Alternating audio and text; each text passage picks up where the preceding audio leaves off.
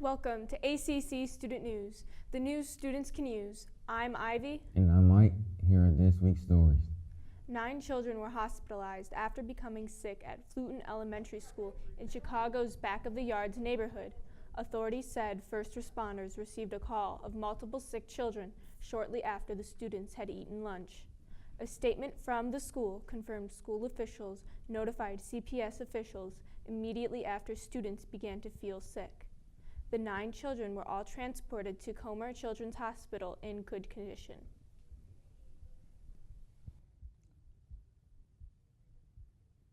The President-elect Donald Trump has vowed to start the largest deportation in the U.S. history by using military force as soon as he is in office. Earlier this week, he shared a social media post indicating that he declared a national emergency and deployed military assets to carry out these deportations. Although how exactly he will use the military and would be tapped to carry out the promise of these mass deportations are still unclear. Carrots are being recalled from stores in multiple states after dozens have been diagnosed with E. coli. Major chains such as Trader Joe's, Walmart, Target, Whole Foods, and more have been connected to the E. coli cases. In total, there has been 39 cases reported, 15 of them being hospitalized, and 1 dead across 18 states.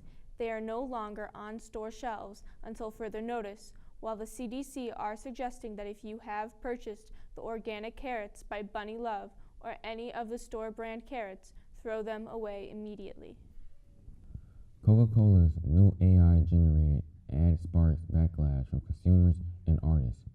This Monday, Coke launched their holiday commercial, The Holiday Magic is Coming, which is a tribute to their 1995 commercial, Holidays Are Coming.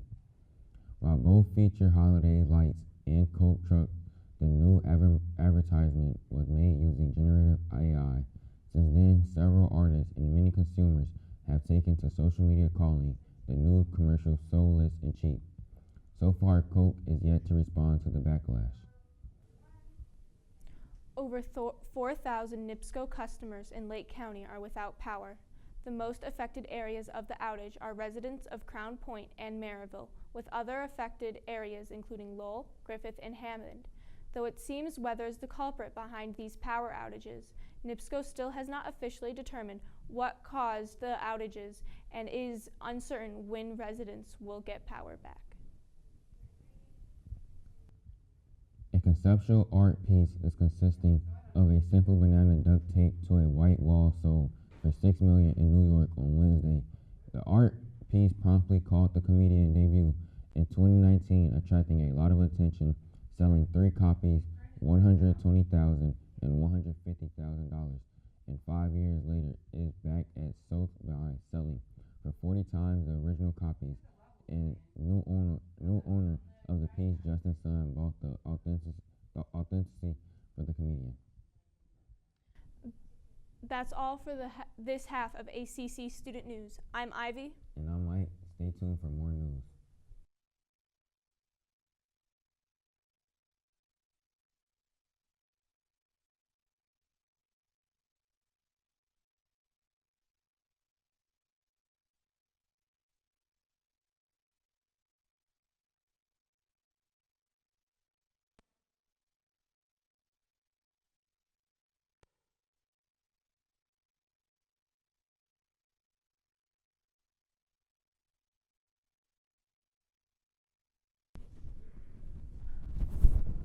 Welcome back to ACC Student News. I'm Sasha. And I'm Aiden. Here are some more stories. In a shocking turn of events in Minnesota, a son stands accused of the unthinkable crime of patricide. Authorities allege that the young man, whose identity remains undisclosed, brutally murdered his father in their suburban home. Neighbors describe the family as quiet and unassuming, making the allegations even more startling. As the investigation unfolds, the community is left grappling with the horror of the situation and is seeking answers to what could drive a son to commit such a heinous act.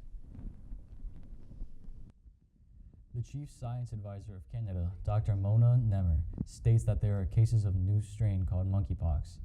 It is beginning to rise significantly through Central Africa, causing the World Health Organization to announce its highest alert. This past month, there have been cases of monkeypox located in the UK, the US, Germany, Sweden, and India. The risk for this disease to spread is low, considering that mpox is transferred through close contact. 51-year-old Ramon Rivera accused of killing 3 people in a stabbing spree. The suspect had been released from a New York City jail a month earlier. When police caught Rivera, he was carrying 2 knives and wearing dark pants and a gray sweatshirt that appeared to have bloodstains on it. Rivera was sent from Rikers to another psychiatric unit at least twice. While there, he allegedly assaulted a correction officer. Court transcripts show no mention was made of the assault, nor Rivera's mental health issues. He pleaded guilty in exchange for a year sentence at that hearing, instead of remaining at Rikers until February 2025. Law enforcement sources say the city's Department of Correction used his good behavior to release Rivera after serving 2/3 of this sentence. Russia has issued a warning to the U.S. by lowering its criteria for nuclear strikes. This warning is in response to both the Biden administration allowing Ukraine to use American weapons to strike further into Russia and the Ukraine attack on one of Russia's border regions. Russia's new nuclear doctrine states that mass attacks from aircraft, cruise missiles, and unmanned aircraft would be considered for nuclear response, as well as any attacks on Russia or its allies that are deemed critical. The U.S. National Security Council will not be responded with changes to our own nuclear doctrine.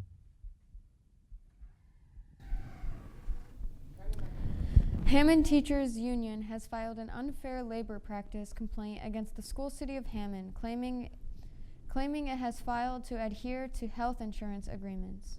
In the complaint with the Indiana Education Employment Relations Board, the union alleges the district unilaterally increased health insurance premium payments for the self-insured plan by over 9%, after the school board ratified the teacher's contract. The union also alleges that the district bargained in bad faith and unintentionally did not divulge an intention to pass the entire cost of the premium increase on to teachers while both sides were negotiating the recent contract. One of the most prestigious universities in America made a landmark decision to offer the majority of its incoming undergraduate students a tuition-free education. The Massachusetts Institute of Technology announced that students with a family income under $200,000 can expect to attend the school tuition-free starting next fall. Also, students who fall below the $100,000 mark will see their entire MIT experience paid for, including tuition, housing, dining, fees, and an allowance for books and personal expenses. MIT tuition was over $700 for the $57,000 for the 2023 school year. That's all the stories we have for this week. Make sure to check out the rest of our videos on YouTube And follow us on Instagram at ACCtv Hammond.